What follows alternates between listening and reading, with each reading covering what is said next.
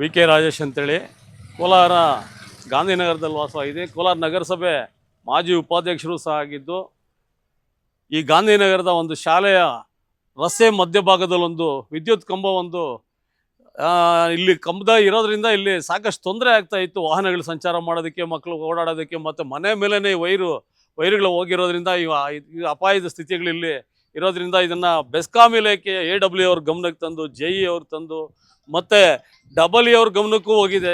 ಸುಮಾರು 4 ತಿಂಗಳಿಂದ ಈ ಗಮನಕ್ಕೆ ಕೊಟ್ಟರು ಸಹ ಇದ್ರ ಬಗ್ಗೆ ಗಮನ ಹರಿಸ್ತಾ ಇಲ್ಲ.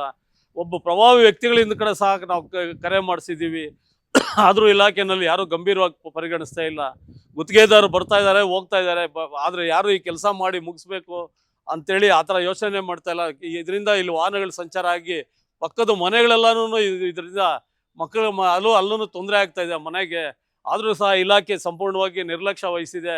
ಆ AW ಅಂತೂ ಆ ಒಂದು ಈ ಗಮನನೇ ಕೊಡ್ತಾ ಇಲ್ಲ ಈ ವಿಚಾರದಲ್ಲಿ. ಅವ್ರಿಗೆ ಕರೆಕ್ಟ್ ಮಾಡಿ ತಿಳಿಸಿದ್ರು ಇದ್ರ ಬಗ್ಗೆ ಅವ್ರಿಗೆ ಯಾವುದು ಅದಕ್ಕೆ ಸಂಬಂಧ ಇಲ್ಲ ಅನ್ನೋ ಥರ ವರ್ತನೆ ಮಾಡ್ತಾ ಇದ್ದಾರೆ.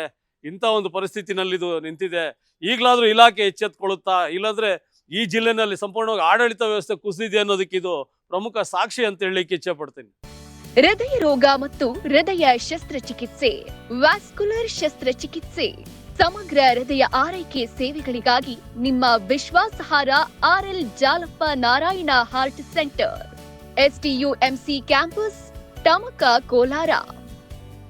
180030090309.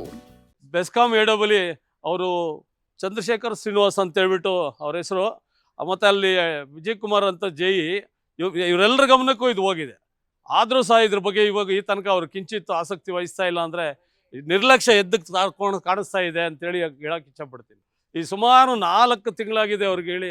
4 ತಿಂಗಳಿಂದನೂ ಇವತ್ತು ನಾಳೆ ಅಂತೇಳಿ ಈ ತನಕ ಮುಗಿದೇನೆ ಈಗಲೇ ಇಟ್ಟಿದ್ದಾರೆ. ಇದು ಹೀಗೆ ಮುಂದುವರಿಬಾರ್ದು.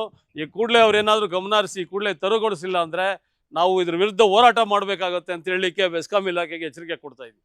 ಸಾರ್ವಜನಿಕರು ಮತ್ತು ಈ ಭಾಗದ ಈ ಜನ ಮತ್ತು ಇಲ್ಲಿ ಈ ಪಕ್ಕದ ಮನೆಯವರು, ಇವ್ರ ಮನೆ ಮೇಲೇ ವೈರು ಹಾದು ಹೋಗಿರೋದ್ರಿಂದ ಅವ್ರಿಗೆ ಪ್ರಾಣ ಹಾನಿಗೆ ಇಲ್ಲ ಅಪಾಯ ಇದೆ. ಈ ಸಂಬಂಧವಾಗಿ AW ಶ್ರೀನಿವಾಸಲು ಅವರಿಗೆ 4 ತಿಂಗಳಿಂದನೂ ಸತತವಾಗಿ ನಾವು ಗಮನಕ್ಕೆ ಕೊಡ್ತಾನೆ ಇದ್ದೀವಿ. ಆದರೆ ಅವರು ಇದನ್ನು ದೂರ ಪರಿಗಣಿಸ್ತಾ ಇಲ್ಲ. ಈ ಸಮಸ್ಯೆಯನ್ನು ಬಗೆಹರಿಸೋಂಥ ಆಸಕ್ತಿ ಇಲ್ಲದೇ ನಿರ್ಲಕ್ಷ್ಯ ವಹಿಸಿದ್ದಾರೆ. ಈಗಲೂ ಸಹ ಅವರು ಇದೇ ರೀತಿ ಮುಂದುವರೆದ್ರೆ ಬೆಸ್ಕಾಂ ಇಲಾಖೆ ಮುಂದೆ ನಾವು ಇಡೀ ಈ ಗಾಂಧಿನಗರದ ಈ ಭಾಗದ ಜನ ಹೋಗಿ ಪ್ರತಿಭಟನೆ ಮಾಡಬೇಕಾಗುತ್ತೆ ಅಂತೇಳಿ ಅವ್ರಿಗೆ ಎಚ್ಚರಿಕೆ ಕೊಡ್ತಾ ಇದ್ದೀವಿ. ಹೌದು ನೋಡಿ, ಎಲ್ಲ ಹಂಗೆ ಹೋಗುತ್ತೆ. ನಮ್ಮ ಮನೆಗೆ ಟಚ್ ಆಗೋದು ನಿಜ. ಈ ರಸ್ತೆಗೆ ಈ ಜಾಗದಲ್ಲಿ ಕಂಬ ಹಾಕಿದ್ಕೆ ನಮ್ಮ ಮನೆಗೆ ತೊಂದರೆ, ಏನಕ್ಕೂ ತೊಂದರೆನೇನೆ, ಏನೂ ಹಾಕೋಕ್ಕಾಗಲ್ಲ. ನಾವು ಮೇಲೇನೆ ಕೇಬಲ್ ಐತೆ, ಆ ಕೇಬಲ್ನಿಂದ ಎಲ್ಲಿ ಬಿದ್ದೋಗುತ್ತೋ ಯಾವಾಗ, ಏನಕ್ಕೂ ನಮ್ಗೆ ತೊಂದರೆನೇ. ಇದು ಇವಾಗ ಕಂಬ ಎತ್ತಬೇಕು, ಅದೊಂದೇ ನಮ್ಗೆ ಬಾಧೆ ನೋಡಿ. ಇವಾಗ ಒಂದು ಯಾವುದೋ ಫಂಕ್ಷನಲ್ಲಿ ಬಂದರು, ಟೆಂಪೋ ಹೊಡೆದು ನೋಡಿ ಆ ಕಡೆ ನೆರೆ ಬಿಟ್ಬಿಡ್ತು, ಒಳಗೆ ಸೀಟ್ ಹೊಡೆದೋಯ್ತು, ಸೋರುತ್ತೆ ಒಳಗೆ ಬಂದಿರೋದು. ಅದು ಅಡ್ಡ ಇರೋದಕ್ಕೆ ಗೋಡೆಗೆ ತೆಗೆದ್ಬಿಡ್ತು.